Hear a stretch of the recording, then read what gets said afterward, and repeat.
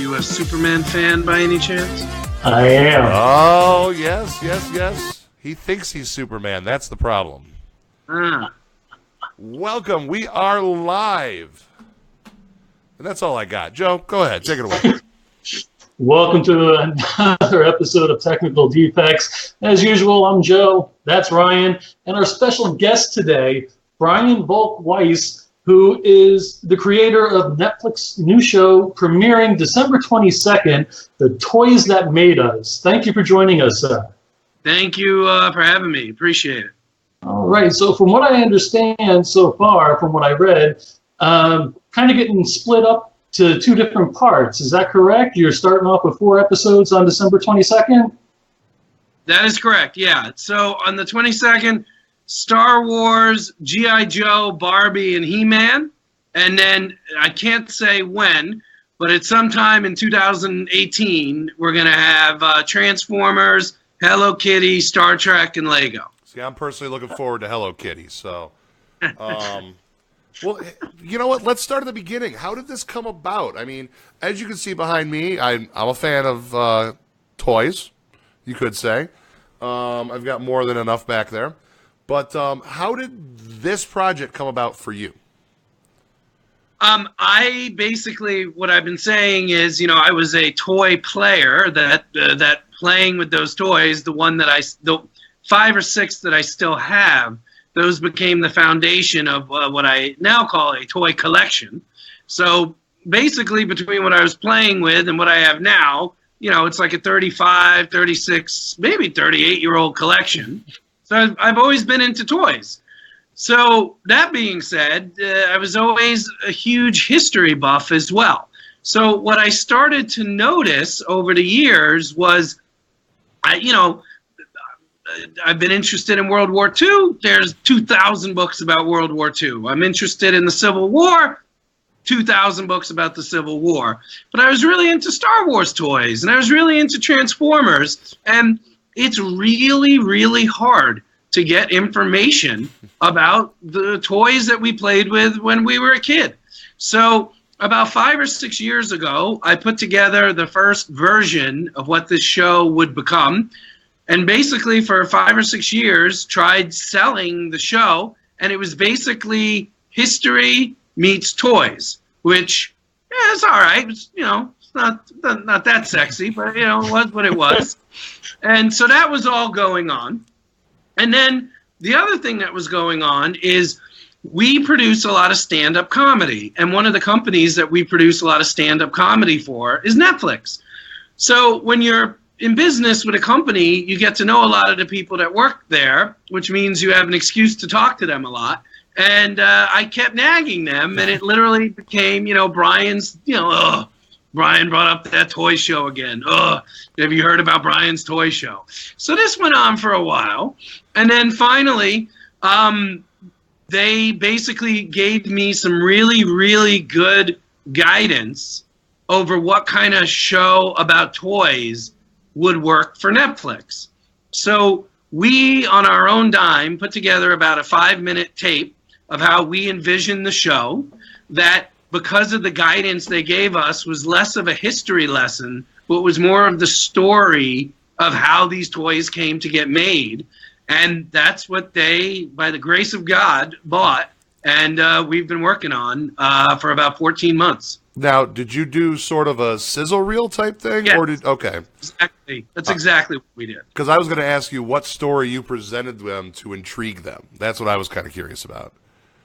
Great question. So what we did was we focused on the people who were really into the toys. So we got like a huge G.I. Joe fan and a huge Barbie fan. And we showed like a 3-year-old girl playing with her Barbies, and then we showed her 47-year-old mom like showing the Barbies that she had when she was a kid. And then we showed little snippets that we could get. And by the way, it's very hard to find these snippets. I mean, there's almost nothing about the history of Transformer toys. There's almost nothing on the history of Star Trek toys. So we really had to go and shoot little pieces of the stories that we wanted to tell for each toy. And when we shot it, we didn't know, first of all, we didn't know if it would work, but if it did work, we didn't know if we would get to make 1 2-hour movie or 10 episodes or 5. So we didn't know. So we really focused on Star Wars, G.I. Joe, and Barbie, and then showed about 7 other toys that we could work on.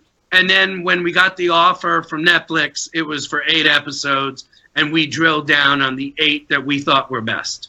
Now, did you have trouble with taking these grandiose plans, like you were talking movie length and things of that nature, and narrowing them down and segmenting them into individual shows? Did you end up with an overabundance of content, or was it more of a struggle to find the content? So because we did 306 interviews. We went to 6 countries. We went to 19 states. We shot just in California alone. We shot in 7 different cities. So we did not have a problem getting information or people or pictures. The first episode that we drilled down on was Star Wars, and the first cut that we turned in. So the finished cut, I think, is about 53 or 54 minutes. The first cut was almost 2.5 hours long. So, and luckily, very luckily for us, we had a phenomenal executive at Netflix who, like, he was a tiny little bit of a geek, just enough, but not so much where it biased him. So, like, the same way, like, I'm super into Star Wars, but I never liked to go out with girls that were into Star Wars because it was too much Star Wars. Too much, yeah. The executive we had, this guy named Nat, he was really great at saying, this is important for the story. This is a little much. Are you guys familiar with a character in Star Wars toys named Vlix? You familiar with him? Lex? I am. I want to say yes, but I'm going to go with no right now.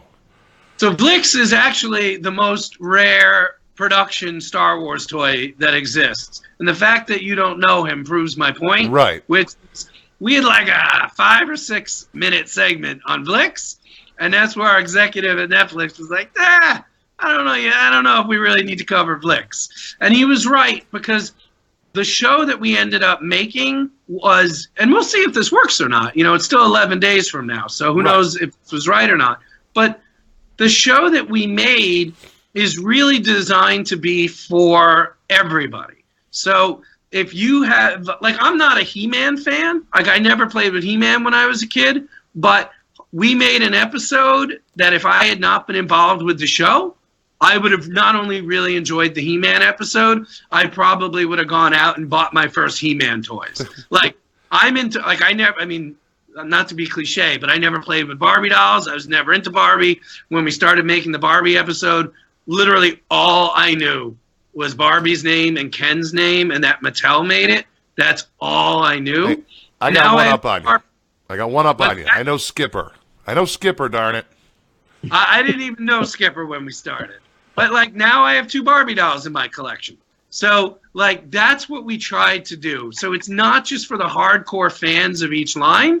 We tried to make a show that they would enjoy, where they would learn shit the stuff that they didn't know yet. All right. Don't worry about it. Sorry. But we also made a show that if you're not into He-Man or Transformers or whatever, if we did our jobs the way we hope we did, those people will enjoy the show too. Very nice. Yeah, I mean, I know what you're saying. Just purely on the geek thing, Flicks or whatever, was he one of the final ones they produced that nobody bought because it was like the end of the line? He was part of the Ewok line that did not do well. Yeah. And all of his figures were shipped to Brazil. So they never even sold in the United States. It's VLIXX. Okay. If you want to, and it only sold in Brazil, and even most of the ones in Brazil were thrown out. So they're very, very, very rare. See, I had... Well, since it's not in the show, I figured I had to ask. Since I'm not going to learn about it in the show, I had to ask now. Yes, it was the right thing to do to take it out, I think. Yeah, no, I completely get that. Because sometimes being a geek about things, you sit there and you're like, but this is important because I love this. But if I'm sitting there with my fiance, she's gonna be like, "Why do I care about Vlix? Exactly. Really? Exactly. You know, why do I care about that?" And then I have to make up some excuse as to why she cares, and you know. Yeah. So hopefully your fiance will like the show in many ways as much as you will. I mean, we've been from a bunch of people now have seen the show that didn't work on it, and we've heard from a few people that people were like tearing up at the end and crying. And these were not toy collectors. These were not geeks from 22-year-olds to 50, 60-year-olds. Like, we really focused on the people. And if you focus on people, no matter what they're doing, they could be mechanics or they could work at NASA. If they have a good story, it affects everybody the same way. And I mean, some of these people that, I don't know if you guys touch on it or not, but like, I believe Kenner is down in Cincinnati, Ohio. Is that correct? It was, yes. Yeah. A lot of those people that lived down there that worked on these toys, the company didn't really hold on to the originals of these. And down in Cincinnati, it's almost a honeypot of people that have these original things that people have never seen before from Kenner. It is crazy. We went to Cincinnati. We were there for 4 days.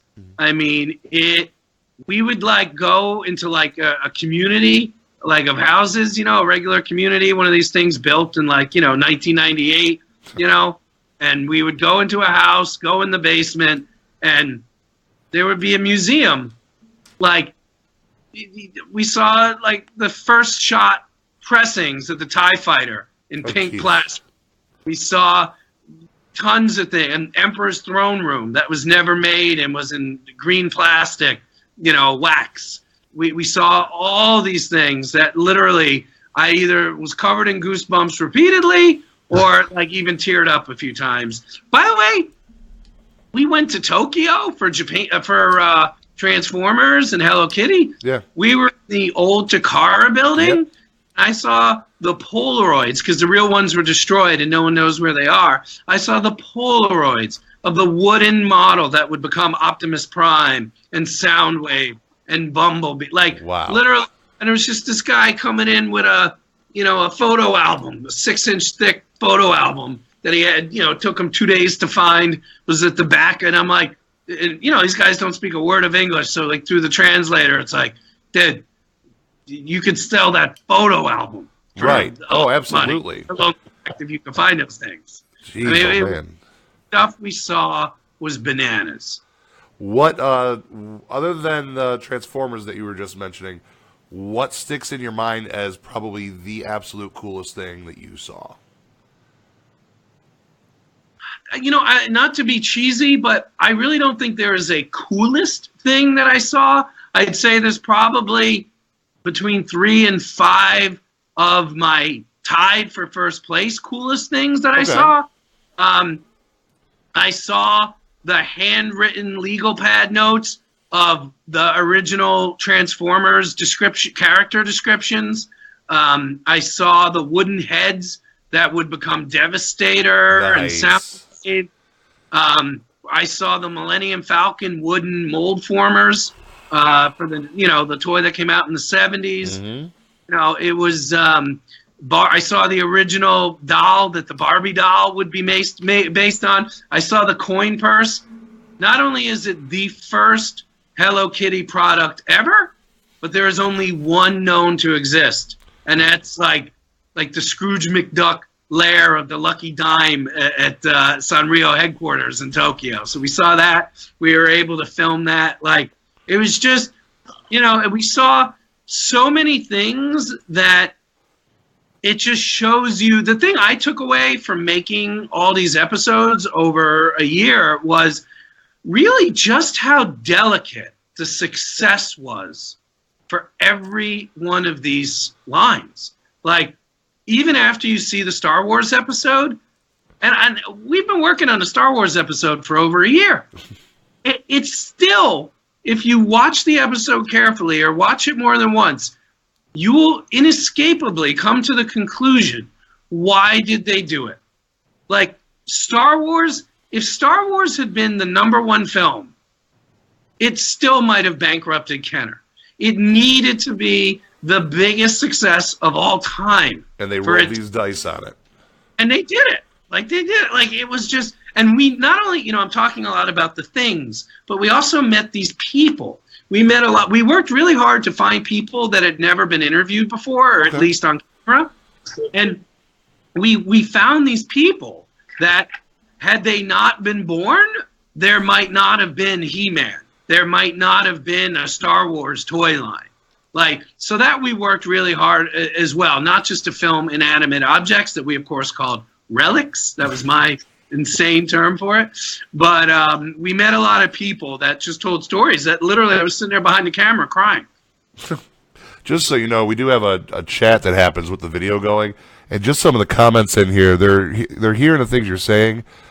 Even people that I know for a fact aren't collectors are going, that is so amazing. This is the best is Holy Christmas. That's, one of my favorites right there. Well, Willie out there was wondering if it was a one-episode thing or an entire series. It's 4. I'll let you explain this, how it's going to be broken down again real quick to people that are just tuning in. How are they going to show it? It's 8 episodes broken into 2 4-hour parts. So the first 4, which come out on December 22nd, are Star Wars, He-Man, Barbie, and G.I. Joe. They all come out on the same day. And then the next 4, which come out in 2018, I can't say yet when, but it's 2018. And no. Uh-oh. Oh, Brian, did we lose you? Brian is frozen. Oh, no. Oh, hello? Back. Hi. Hey. All right, so 2018, you don't know when you don't know, you can't say when they're going to show. I can't say when. Full Right. disclosure, I can't say when. But Okay. the back 4 episodes of what is called season 1B is Transformers, Hello Kitty, Star Trek, and Lego.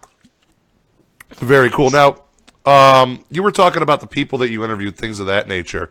The people that you were talking to, I'm just going to give you a few different examples of what I'm talking about. Were they collectors, executives, artists? What were some of the types of people that you did interview? So we were very connected to the collector community. We worked very, very closely with them. Every episode had at least one collector. A couple of the episodes had 5 or 6 collectors involved. But we do not focus on collecting. Right. Collecting is not the point of the show. The point of the show, but we couldn't have gotten to the point of the show without the collectors. The point of the show is about the story that led to the toy line. So we interviewed executives, we interviewed lawyers, we interviewed artists, we interviewed creative types that came up with the names and the colors, we interviewed writers, we interviewed directors, and sometimes we interviewed actors like Dolph Lundgren. We interviewed Peter Cullen, who was the voice of Optimus Prime. Nice. We interviewed Michael Bay. And then a lot of other people whose names are not as famous. But again, there are a few people with almost every toy that had they not been born, there would have been no toy. That is very, very cool. How do I word this? We're kind of jumping around a little bit because I'm wrapping my head around this. I'm so excited to actually get to see this. I hope you like it. What's that? I hope you like it. Oh, I'm sure I will. I mean, not everything I do is from a collector's perspective. So I will definitely enjoy. I kind of like it when it's not generalized, but made accessible to more than just myself, because it's more enjoyable to enjoy it with other people, and nobody wants to sit there and read about what particular weapon went with what particular. Nobody wants to see that. Yeah, that is the show we did not make. Right. They want to see the human stories. They want to see what you guys are presenting. Yes. You said that the original cut of Star Wars that went in was about 2 hours long. Closer to 2.5. What hit the cutting room floor that just had you go, no? and are we going to be able to see it? Eventually. Yeah, there's certain stuff. I mean, Netflix is the greatest. There are certain things we cut. I think we will be able to put out online after the premiere. listen, I'll be honest with you. Even though I know it was the right decision, I'm real bummed we lost Vlix. I mean, that was definitely an interesting character. One of the people we interviewed, who, to the best of my knowledge, and again, I can't stress this enough, we've been working on this for 14 months. It's the greatest thing that's ever happened to me in my career, was the show getting greenlit. That being said, I don't have a photographic memory, so I can be off with names or dates or numbers or whatever. But to the best of my knowledge, this guy we met named Mark Pevers was never interviewed before. And he was the guy that George Lucas tasked with turning Star Wars into toys. He's been retired for decades. He's out in Palm Springs. We actually went out there twice to interview him. He, in the original cut, was probably in the original cut for 15 minutes. I mean, his story was insane.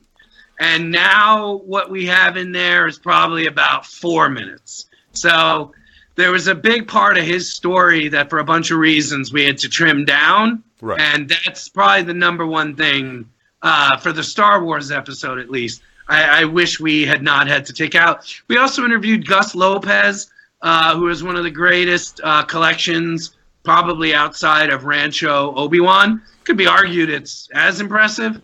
We had a really big segment with him that also got trimmed down quite a bit. Yeah. So that was also kind of a bummer. Nice.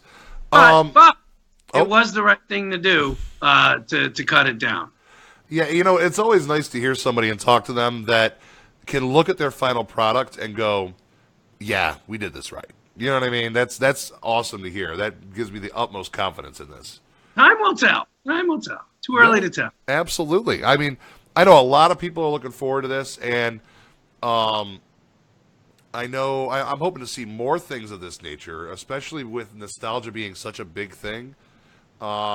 It kind of fits in perfectly in Netflix's cap, especially with their Stranger Things and all that stuff, with the 80s revival. And but nobody's telling the people aspect of it. And again, it's one of those things. I don't know what I can ask necessarily, because I know you don't want to give away things that are on the show, because we need to watch the show.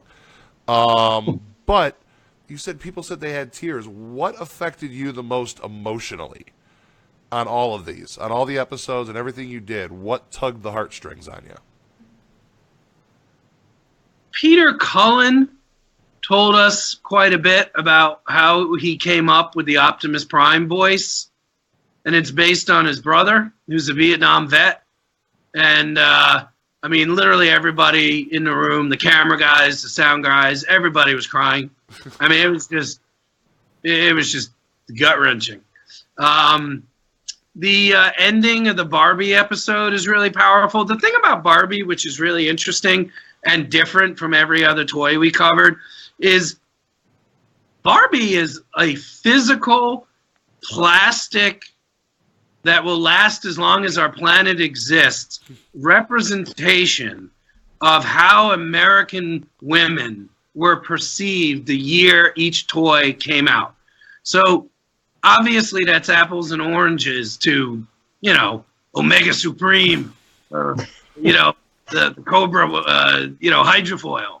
So it was a very interesting thing once I got my head around it to see. And, the other thing which was also very interesting about Barbie was the majority of the people that created and ran Barbie were women.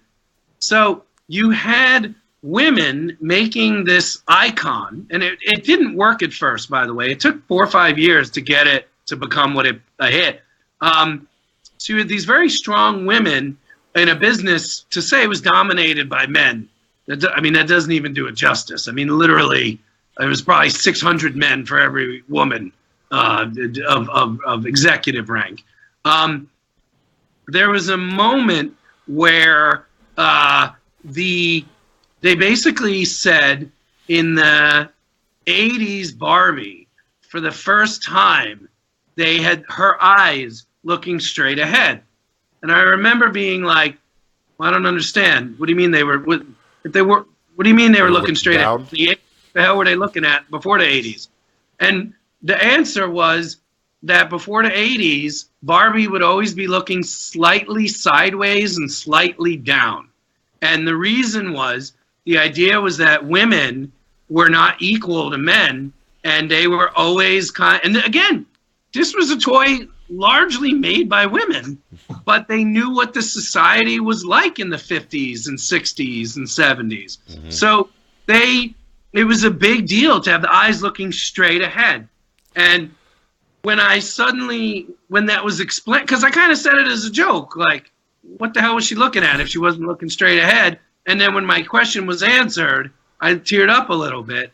And then at the end of the episode, when Barbie is literally kind of dressed and looking like, regardless of anyone's political opinion, Hillary Clinton, no matter what you think of her, is the only woman who has ever run for president, right. Ever. That's a fact. Like or hate her, that's a fact. So we end the episode with the Barbie that's basically, they didn't call her this, but it was Hillary Clinton Barbie.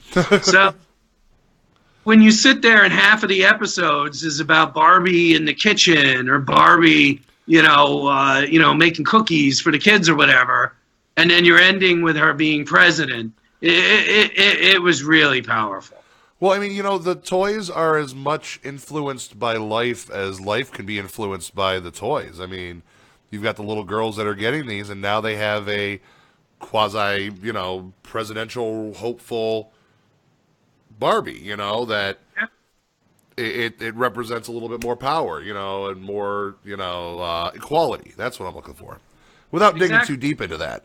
But yeah, that's actually amazing. I never even knew that before. I didn't know at all. Yeah, we cover that pretty good in the episode. Okay.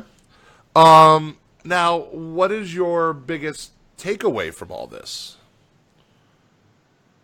My takeaway is, thank God my initial instinct was correct in that there were powerful stories behind all the toys, and there were 8 for 8 are really good stories. Like, we didn't pick a single toy that just happened to be a hit. Every single one of the toys we covered struggled, had massive ups and massive downs, massive problems, massive failures. Excuse me. And like I said, my number one conclusion from making a show is just how delicate success is. Probably for everything, from airplanes to alarm clocks. You never know what's going to... But just, He-Man... He-Man's an amazing story, just with how it came to be, how successful it became, how quickly failure came. It did like $600-700 million one year, and then $8 million the next year. Like, just amazing ups and downs. And all of the people involved, from the artists with paintbrushes to the sculptors with clay to the lawyers running business affairs. These were very passionate people. Going back to your question before, what was another moment that really hit me? Mm-hmm. We killed ourselves to get an interview with the head of business affairs at Kenner. Yeah. Didn't even agree to do it until we were already there shooting. And we had to move our entire schedule around to get the interview. And again, this guy, I am all but positive, has never been interviewed before, probably in his entire life. Okay. He, at the end of the interview, and again, this is the lawyer. This is like the business affairs guy. He's not the guy with the paintbrush or the clay. He's the lawyer. He's filing the paperwork and making the motions and stuff. He's making the deal. He's the guy who negotiated with Fox and Lucasfilm and everything. At the end of the interview, we asked him, and we asked everybody, how do you look back at your career? And he said, before I came to Kenner, I worked at, I think he said Pratt & Whitney. And he's like, I was doing patents for jet engines for parts that were 1,500 degrees and were so hot you couldn't even see them. And then I ended up working on the most popular toy line of all time, where everybody on the airplane was talking about it. And it just, I don't want to give anything else away about that, but again, there was not a dry eye in the house. That's awesome. Now they, when I said, what did you take away from it? I mean, kind of as a as a person that appreciates the things, how has your perception of the things changed now that you've met the people behind the things? That's a great question. I think my answer is that I always assumed there was stories behind everything. I think you have to, like, these things don't just come out of nowhere. But now, like, I'll give you a great example. I never owned a He-Man figure in my life.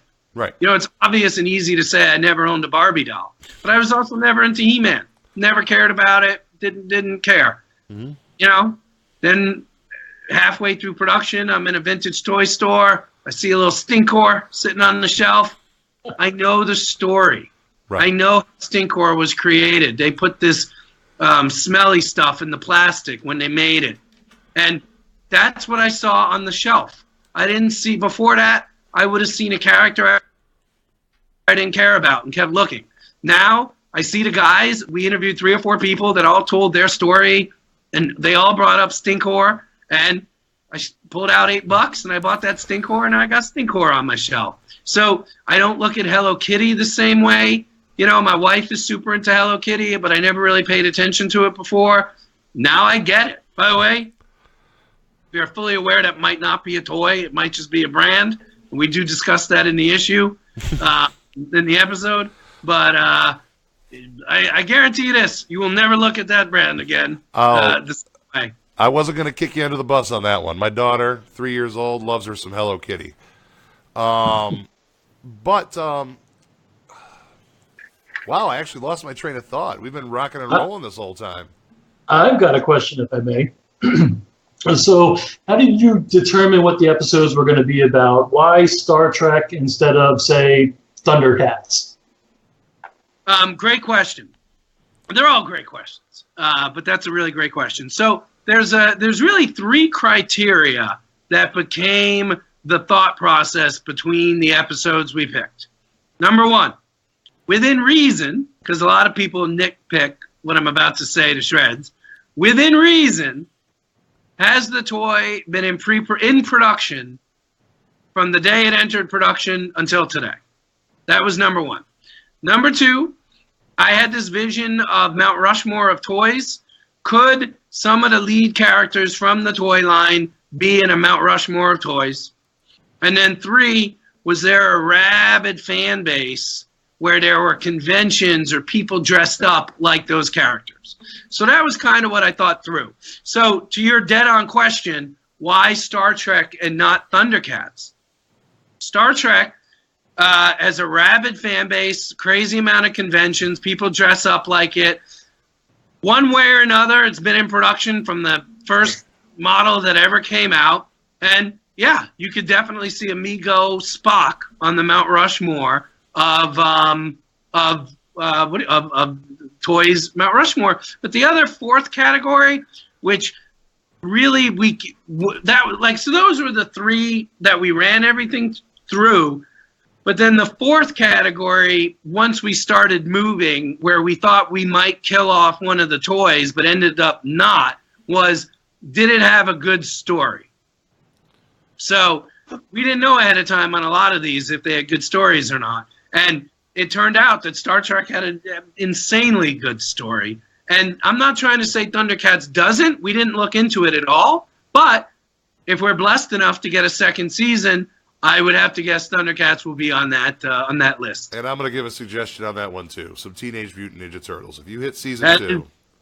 If we had done 10, the 2 that we didn't do that would have been a part of this season would have been Turtles and My Little Pony. Okay. My Little Pony, yeah, absolutely. Huge fan base. Huge. And getting bigger. Oh, yeah. Yeah, in some interesting ways, too. That's... it's really cross genders and everything else with My Little Pony and everything. It's a really cool story too. Yeah. So when you guys made the announcement for the show, you got your Facebook page going, and it just exploded.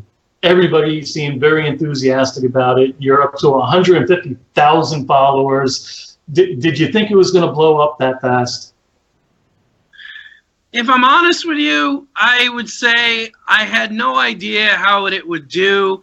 And I think just due to the nature of my particular effed up brain and outlook on life, I would have to say that, you know, there are posts we put out where I'm like, why isn't this getting more traction? And then there's posts we put out where I'm like, I'm not even sure if we should put it out or not, and we do, and it gets 2,000 likes. So what I learned from the page was we just have to trust ourselves that we're putting out the best that we can, and then let the people who are following it decide, you know, what they're into or not. But I'll tell you this, the best thing about having the Facebook page during the making of the show is, and this was the reason we launched it, we were able to find a lot of people we would not have found without Facebook, first of all. Second of all, we got a lot of guidance from the community about what to dig into a little deeper or what had been covered a little too much. So it was an invaluable tool to have during the making of the show. Yeah, the one thing that I've learned about a lot of these communities on Facebook that are solely dedicated to particular genres of toys and collectibles and stuff, they end up becoming real close with the creators of these toys and the people that you wouldn't suspect. And they're sitting there, for example, I mean, I've got, I'm in some of the Turtles groups, and that's why I bring it up. They're just sitting there and talking about Kevin Eastman, like, hey, yeah, Kevin did this, Kevin did that. Yeah. And it's unbelievable. You know. I mean, that's the other thing. I mean, I met people like I know Randy Falk at NECA now.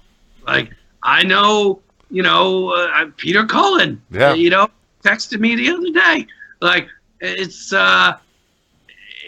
really crazy. I mean, honestly, if we don't get a second season and nothing ever comes of this, this was truly, I mean, really 14 of the greatest months of my entire career, other than my marriage and my children. This has been literally the greatest thing that's ever happened to me. I still can't believe it got greenlit. I mean, I really can't. I was giving notes on a Lego episode over the weekend, and I literally just involuntarily said to myself, I cannot believe this got greenlit. And, you know, one thing I just want to give a lot of props to Netflix about, I've sold a lot of shows, but this is the first time I have ever sold a show, and ironically, it's the one I'm the closest to. They just really trusted us, and they gave us great notes. You know, they hit us up on the Vlix thing, and which they obviously were right to do, but they really trusted us, and they, you know, they recommended cutting some things that we pushed back at, and they were like, hey, you know the best, you know, and we'll see, you know, we'll see how the show does. But it was just the most amazing experience. They really trusted us to know our community. And they, the one thing I've heard about Netflix from anybody that's worked with them is just how willing they are to move forward with not just original content, but original ideas. Yeah. You know, if it's an original idea, they're like, let's do it, let's try it. And they're spending an ungodly amount of money. We were very lucky. We were very close to selling the show to another network, and they wanted a show that was all about the movie stars. Like they wanted Mark Wahlberg and for Transformers, and you know, it was all about the huge names. And I remember exactly where I was because we thought they were going to buy it. We thought it was a done deal. And I remember exactly where I was when they passed. And I was on the set of this car pilot. We were doing a car pilot. And I remember exactly where I was standing when I got the call. They weren't moving forward with it. And it literally was one of the saddest days because I had been working on this for 5 years or more. And it was just so sad that it wasn't happening. And then Netflix came in. And not only did they greenlight it straight to series, meaning no pilot, but like I said, they, for better or worse, they let us make the show that we wanted to make. I think it's good. I'm going to predict it's probably better because when you have somebody like you that's close to it, that, you know, it's usually in good hands at that point because you seem to have taken a very, I'm going to use this term, may not be totally accurate, a very unbiased approach to it. We tried. Yeah, I don't know as the best if we as you succeeded can. or not, but we tried. Right. We had exactly the right word. We tried to be unbiased. And just so you know, we shared the cuts with lots of people that were not fans. So we got a lot of feedback on every episode. We alternated the cuts between our experts. So like we sent, the Transformers expert saw all 7 other episodes. Right. My wife watched every episode. Like we had a lot of people involved to give us, when did you get bored? When did this get annoying? What about this? So I don't know if we succeeded. The population of our species will vote in about 2 weeks. Right. But we tried. We tried to be unbiased. I'm definitely looking forward to it. Guys, the show is called The Toys That Made Us, and it's going to premiere on Netflix December 22nd. We've got the creator of the show, Brian Volk. Is it Weiss? Is that right? Yeah, you nailed it. Brian Volk-Weiss. I got to hit you with one more because I know that you do have to run here very shortly. I got one more too, so. Okay, we're going to hit you with 2 more. Mine's going to be a fun one. I don't know what Joe's got. That scares me. But you have Dolph Lundgren in this. Does this mean that you're going to explore some of the drama and just insanity that revolved around the Masters of the Universe movie? This is what I'll tell you. For better or worse, we cover it, okay, but do not make it the focal point of the episode. Right. That toy, and as I've admitted, I was not a He-Man fan as a kid. Right. That toy line is so crazy and just so bizarre. Everything about it is insane. That we didn't have to depend on controversy. We didn't have to depend on the ill will between 2 dudes. Like, we cover it and we discuss it, but as you guys may or may not know, my background is in comedy. Yeah. All 8 of these episodes, you'll be able to tell this was made by a company that's deep in comedy. Oh, like, that's beautiful. We handle it in a fun, humorous way, and we don't hang the hat on. By the way, there's more controversy in some of the other toys. So I'm sure. the He-Man one is famous because those guys are very vocal about their problems. But yeah, we weren't trying to be Geraldo, breaking into banks and trying to expose people's secrets. Oh my God, that was the worst thing ever. For better or worse, that's not the show we wanted to make. We wanted to make a show that was fun and covered the story accurately. Joe, final question. What do you got for him? Final question. I've been combing your Facebook page and stalking for the show, not his personal one. I've seen many massive collections on the Facebook page. Yeah. What is the most impressive one that you came across during shooting? Oh, well, I gotta be honest with you. The same way I can never admit who my favorite stand-up comedian is, or I'll just say it's George Carlin or Richard Pryor, because no one can argue that. Yeah, I gotta tell you, man, I do have to take the 5th because I don't want to bum anybody out because I saw a lot of great collections. Here's what I would say: I probably saw 3 or 4 collections tied for first. I mean, listen, Rancho Obi-Wan is that a collection or a museum? If that's a collection, then that's hard to beat. But Gus Lopez, hard to beat. But yeah, so those are some honorable mentions. But like I said, we went in some basements, in Cincinnati and also in Rhode Island, because, all the Hasbro people, they're all there, all the retirees. We saw some crazy stuff, guys. We saw some really crazy stuff. We saw stuff that has to be worth $500,000 to $1 million in what is probably $180,000 house in the middle of nowhere. Like, we saw that a fair amount. Like, just stuff where it's like, how the hell do I make that happen? Yeah, really, take a second mortgage out on your house, and you gotta ask one question. The most expensive toy you've held. This includes prototypes? Sure. Yeah, well, let's do prototype and production. I did this on general principle.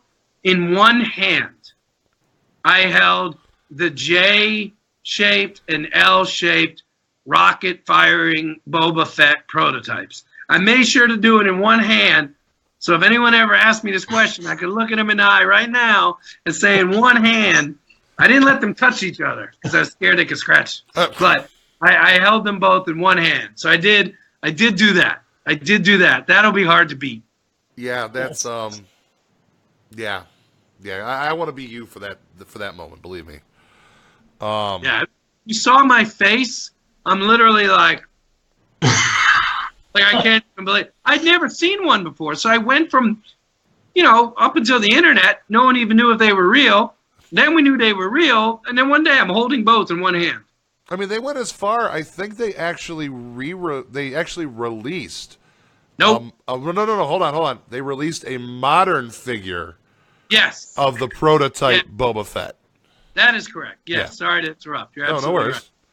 Right. But yeah, this mythical figure, I didn't even know much about it at the time, and I love Star Wars stuff. I'm like, why are they releasing a production prototype Boba Fett? I couldn't do the math at first. But yeah, that thing is so mythical that they released its own figure in a series. Yeah. So that is correct. Again, the show, the toys that made us. I am so unbelievably excited about this. I might just have to call off work that day. I'm sure my bosses are loving to hear that because I'm sure somebody's listening or watching right now. And we've got the man, Brian Volk-Weiss, the creator of the toys that made us. And thank you guys so much for your interest. Shoot me an email after you watch the show. I'd really like to know what you guys think, for the good and the bad. Tell me what you like, what you didn't like. I really would love to know what you think. Absolutely. And if season 2 is a go, please come back. Well, I would be honored to. As I'm sure you can tell. Yeah. I could talk about this 8 hours straight. Hey, anything you got going back, anything you have going on that you want to platform, we're here for you. You're always welcome. Really appreciate that. Not a problem at all. Guys, again, Brian, thank you so much. December 22nd, The Toys That Made Us, first 4 episodes. Final 4 episodes are going to happen for you in 2018. We can't tell you when, though. You're just going to have to pay attention to the Facebook page for The Toys That Made Us. Pay attention to your Netflix account and pay attention to us over at Technical Defects. And I'm sure we're going to be, we'll be hyping it as well. Once again, thank you so much, Brian. I appreciate it. Thank you, gentlemen. Have a good evening. You too. Thank you. Bye.